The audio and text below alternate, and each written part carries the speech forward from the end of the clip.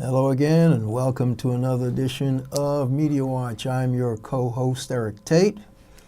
I'm Alan Singer, and thank you for having me, Eric. Right. Our other co-hosts are not with us, so Dr. Alan Singer is our guest for this edition of Media Watch. And as usual, Alan, we're pre-taping the Wednesday before our Monday air date, and theoretically, there may be a storm raging outside the doors. So the polar vortex is about to descend upon us. No, Eric, Donald Trump had said, blame him for the government shutdown, and he backed off. Well, I'm blaming him for the polar vortex because he refuses to understand the science behind climate change, and now it's snowing and winding, and it's below zero freezing. Right. And so he wants climate change to come back. His last tweet, or one of his recent tweets, was, "Climate change, where are you? We need you now." That's how crazy he is. But anyway, one of the things we want to do is, because we usually end up trying to tack these stories on at the back end of our show, at the back end of the previous year, we talked about stories that weren't told, and one of the issues we raised significantly of major stories was the conflict between the Palestinians and the Israelis, and really the fact that the story doesn't get covered the way it should. It seems like everybody was on that page because first of the year, or within a couple of weeks of the new year, there was this op-ed in the Sunday New York Times where Michelle Alexander wrote a significant piece that inspired Dr. Singer. Let me see if I can pull that out just to read the headline, folks, just because it's a significant headline. Michelle Alexander, time to break the silence on Palestine. And Dr. Singer basically was in agreement. Tell us what that triggered, Alan. Okay. Well, let me give a little background. 1967, I was a high school senior, and all my friends, we went down to the Jewish agency to sign up to go to Israel, because Israel was just about to get engaged in the Six-Day War. And we didn't go because the war was short. By 73, though, I couldn't support what Israel was doing with the occupation. I had become involved in the anti-Vietnam War movement, very heavy, and I realized Israel was doing a lot of the same things that the United States was doing with its occupation. But one of the interesting things is there were Israelis who continually did not like the occupation. One of them was David Ben-Gurion, who had been the president of Israel. And what Ben-Gurion argued is, we're sacrificing our ability to be a democratic society if we maintain this occupation. This occupation is now going on since 1967. We're talking about 50 years. Right. And I think that's what Michelle Alexander was saying. But what Israel has done is it has refused to negotiate. Instead, it has used negotiations as a way of postponing an involvement. And what they call this facts on the ground. What they've been doing is insulating themselves into the West Bank, taking over land, taking over water, and using negotiation to delay. And the interesting thing about it is, I think one of the subtext to Michelle Alexander's op-ed piece was, just because I'm against Israeli policy does not make me an anti-Semite. And that subtext is because anyone like yourself, or like we here at Media Watch, if we raise any issue with the treatment of the Palestinians, because we call it akin to the modern day apartheid system that the South Africans used against blacks in South Africa. But if you raise that issue, people automatically come back and call you an anti-Semite. And so speak to that part of what happens when folks like you, like me, like any number of other individuals besides Michelle Alexander say, you people are mistreating other people in a very heinous way. Look, I'm a Jew. I identify as a Jew. I have my entire life. I reject the occupation, and I support the boycott movement. And I do that because what the occupation is denying the human rights of the Palestinian people. I don't believe any resolution in the Middle East can take place until the Palestinian people have a state. That's a key phrase that you just used, the occupation and the way Israel is treating the Palestinians during this occupation is denial of their basic human rights. We've tried to say that on more than one occasion. You as an individual who supports Israel but doesn't support their policy can articulate it even better than you can. I believe in the right of Israel to exist, but I do not believe in their right to occupy Palestine and to create this blockade around Gaza, which starves people in submission. The other thing that upsets me about Israeli policy is it's been manipulating the United States overwhelmingly.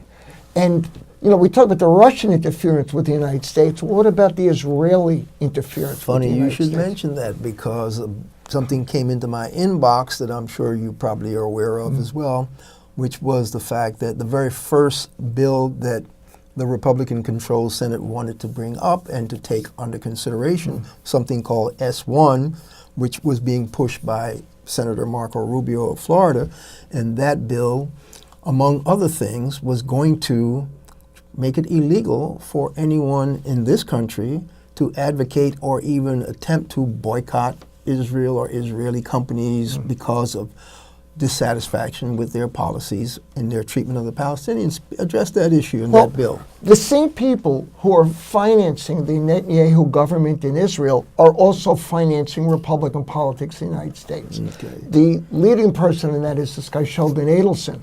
But there's a lot of right-wing money funneling Trump and funneling Netanyahu. And it's a very strange phenomenon. I mean, you look at the alliance. American Jews basically don't have that. There's not that many. So they're not a big voting bloc. Maybe in New York, in California, maybe in Florida. But evangelical Christians are a big voting bloc. And for some reason, they are supporting the Israeli action because they see it as part of a Christian prophecy. Oh, yeah, end of world. If the Jews come back to Israel, come together, then it's time for the last days and the rapture. Yeah, the government policy should not be based on religious prophecies, and this is very scary. But this is why the evangelical Christians are so pro-Israeli. And pro-Trump. Well, because Trump has decided he's going to put his bad eggs in the Netanyahu basket. The only conflict that I see that's ever come between Netanyahu and Trump is Trump's recent decision to pull troops out of Syria. Well, that's interesting because that's where I think Israel is now manipulating U.S. policy. What Israel has done is it's escalated conflict with Iran. It has been bombing Iran military sites in Syria, and I think it's trying to provoke an Iranian response so that the United States gets drawn into an increased conflict with Iran. And I mean, that's what I mean by what Israeli actions, I think cynically, are designed to manipulate the American public. Okay. And Netanyahu for sure. There's no two ways about that. Right. We're not talking about Israel is certainly not unified. There's strong opposition to Netanyahu in Israel. And the United States, by backing Netanyahu's policy, is ignoring the other other groups. But you understand, because you understand Donald Trump's affinity for, quote, strong men and people who wreak their will on their population, which is basically what Netanyahu has done in Israel. He basically cowed the opposition in Israel. And so for Trump, that's a figure that he can support. Again, I'm very much against it. Okay. We have talked more than once, and you have been on our show talking more than once about this issue, about the treatment of the Palestinians by the Israelis. And my longtime friend, who's no longer with us, former 2020 colleague, Danny Schechter, has been on used to come on our show, and he wrote a long dissertation on why Israel is giving Jews a bad name by their treatment of Palestinians in Israel. And it was a very cogently lengthy worded essay that dealt with basically what you're addressing now. Right. Jews are an ethnic group, and Jews are a religion. Israel is a state with citizens, and they're not the same. And you could oppose Israeli policy, not oppose the right of Israel to exist. You could oppose Israeli policy and not be biased against Jews. I agree 100%, and we have tried to selectively discuss this issue in a way that folks understand that, we're not anti-Semitic whatsoever. Reasons, basically, Palestinians, Arabs, those are Semitic people. So trying to defend their rights can't make you anti-Semitic, okay? Just because the Jews are the most well-known Semites doesn't mean the other people in the area who are not. So that's another co-option of the English language and terminology that right-wing people like to do. Now, I think there is a settlement possibility, but it's going to depend on progressive United States action. I think Israel has to withdraw to the 67 border. I think that the Israelis who live in the West Bank have to make a choice. They could stay there and become citizens of Palestine, or they could move back to Israel. I think Palestinians who live in Israel proper can make a choice. They could stay and be Israeli citizens, or they can move to the new Palestine. I think that there has to be an international agreement that Israel and other countries will pay Palestinians for lands and territories lost because of they're being thrown out at the 48 war. I also think that Jerusalem is going to have to be negotiated after. And last, I think there's going to have to be an international force that makes this work. It's going to have to be done through the UN. But you know something else? Iran is going to have to participate. Israel's not going to like that. But Iran is a real country with a real population. I think both the United States and Israel have to come to terms with Iran and involve them. I would much rather deal with Iran than the butchers of Saudi Arabia. I'll tell you one thing. All that you said sounds quite reasonable, and some people may very well try to make happen. If you try to put Iran in a mixture of trying to solve the Israeli-Palestinian thing, it's not going to fly for Jews, for most Americans, and that's an uphill battle. So if there's a way for you to figure out a way to get all your stuff without putting the Iranians in there, because as much as they're a player in the area and they're proxy people in Yemen and they're proxy people in Syria and they're basically funneling money and dollars to other activities to make sure that their long-term hegemony and interest in the region is safeguarded.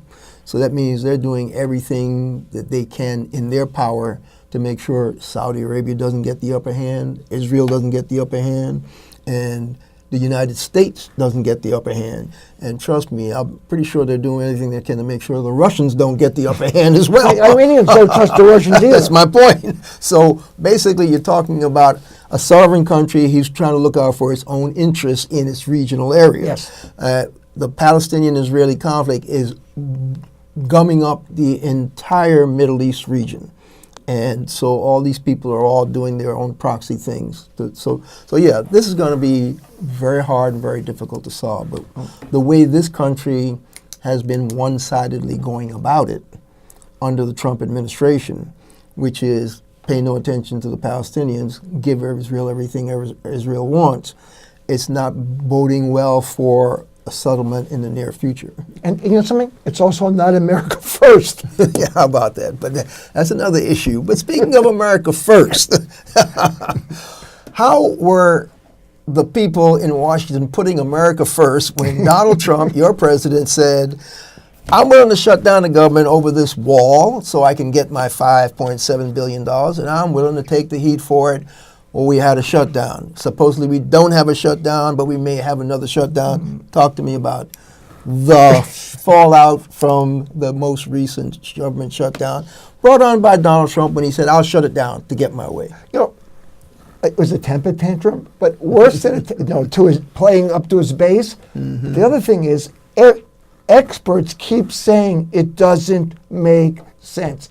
Donald Trump needs to speak to El Chapo. Because El Chapo understands that El when you Chapo, go, folks, is the drug dealer who's being tried in a federal court. I think it's in Brooklyn right now as we speak. Yeah. I think the defense rested and the prosecution rested and the defense is now I think trying that Zarets just surrendered. What El Chapo explains is when you build a wall, I will build a tunnel. And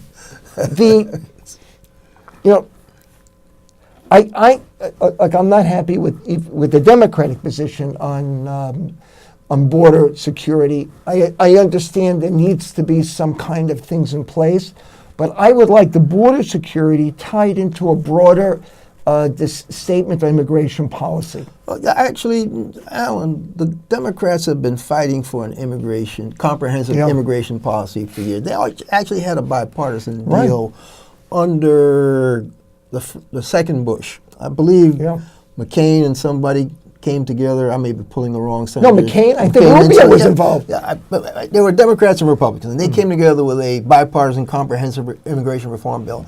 And the rest of the Republicans torpedoed that plan. So you're right in that the Democrats can't just say, we're going to give you money for comprehensive border security as the pushback to no, you're not getting money for the wall. The Democrats, I'm agreeing with you. They should be saying, stop this stupid nonsense about a wall, border security, and let's sit down and draft a comprehensive immigration policy. But the reason, and you can correct me if I'm wrong, the reason why the Republicans don't even want to go there right now is because this current White House, Stephen Miller, Donald Trump, they're not just trying to cut down on illegal immigration.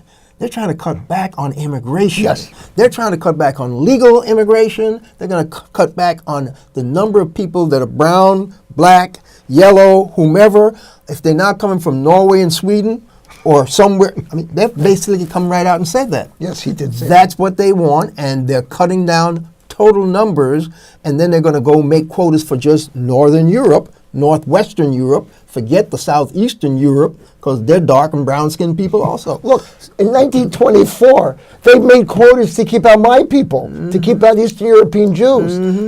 This kind of stuff goes back a long way. Every 50 years. We've talked about this on Media Watch. 1924, 1952. 52 was the McCarran-Walter Immigration Act.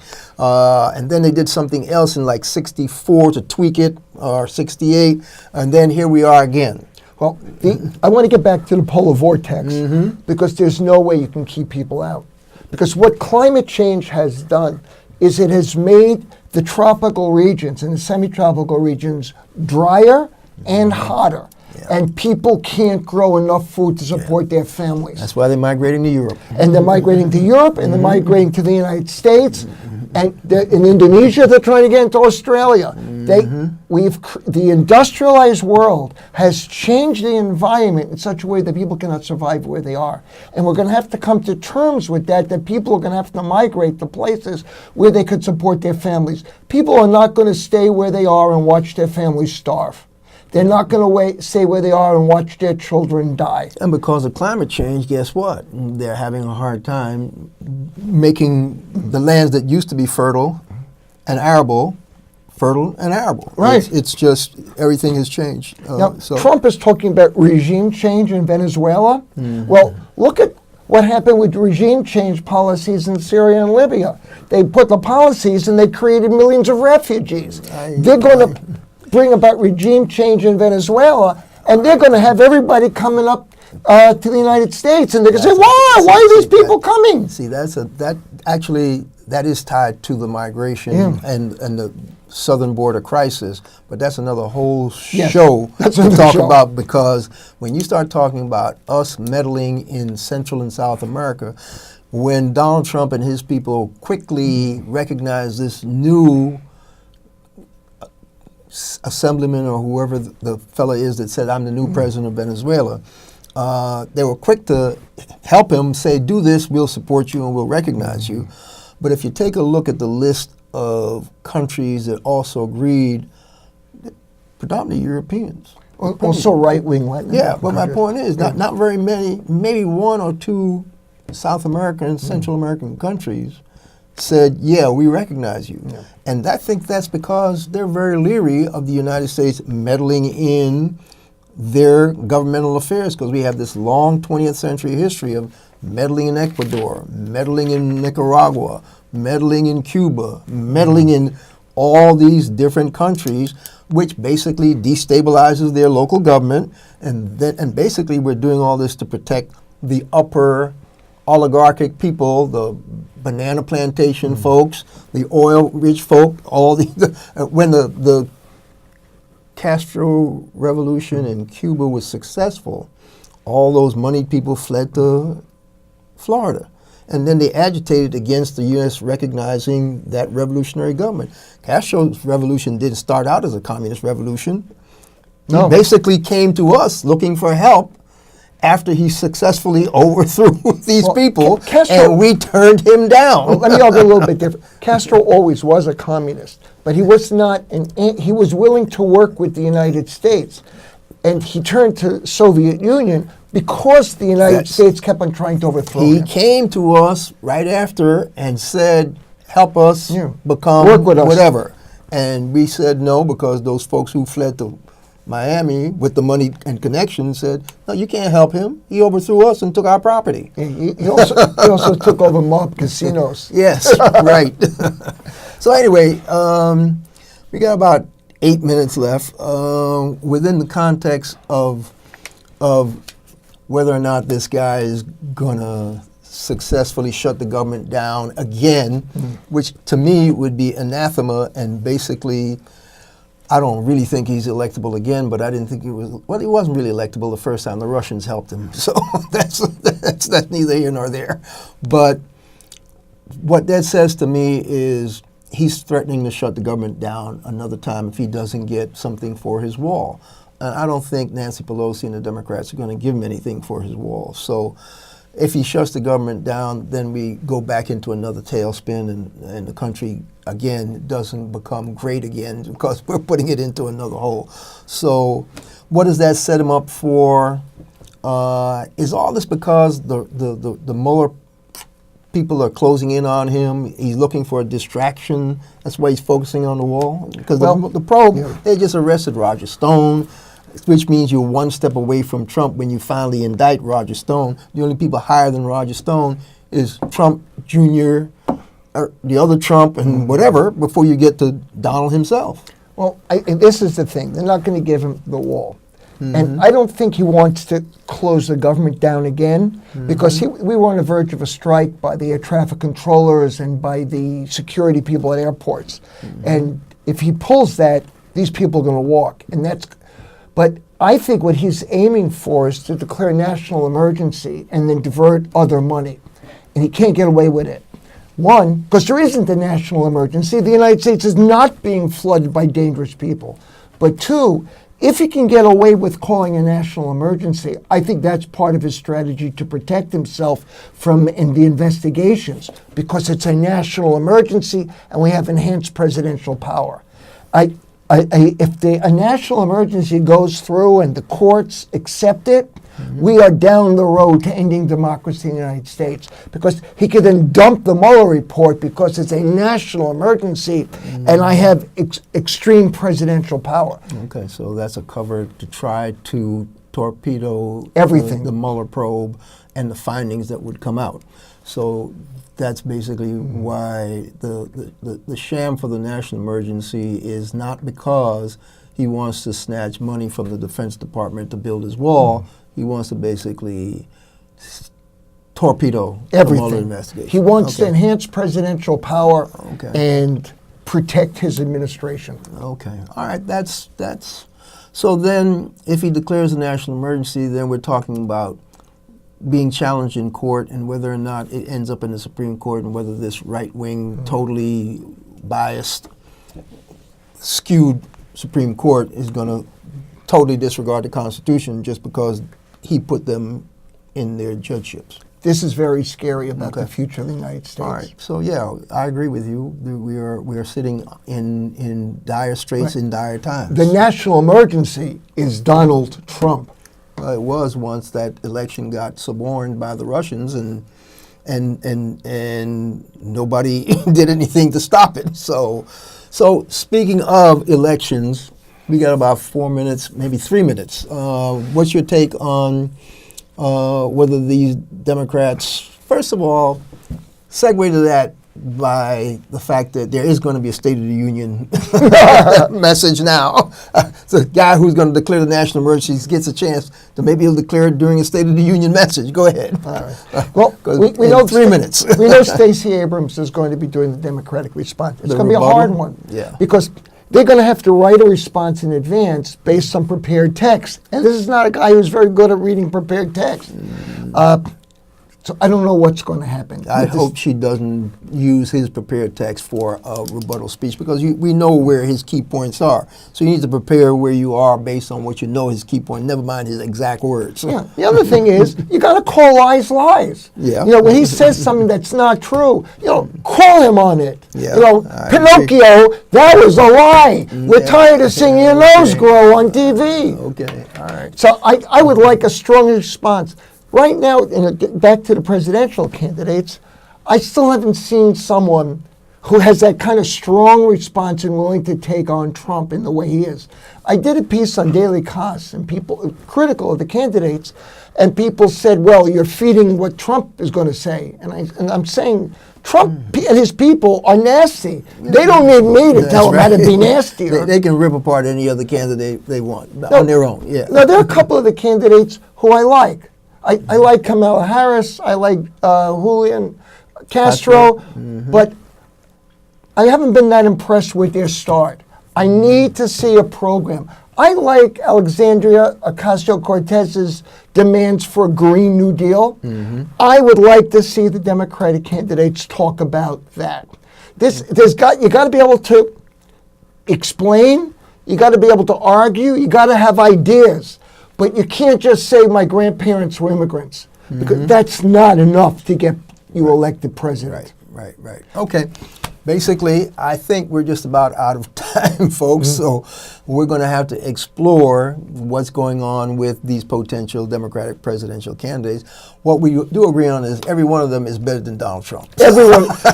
In 2016, I voted no on Donald Trump. In 2020, I'm voting no on Donald Trump. I would just like to see a better candidate from the Democrats than they had in 2016. All right. So, folks, this has been Media Watch. Our guest has been Dr. Alan Singer. Alan, thanks again. I'm Eric Tait, and we'll catch you the next time. And Eric, thank you.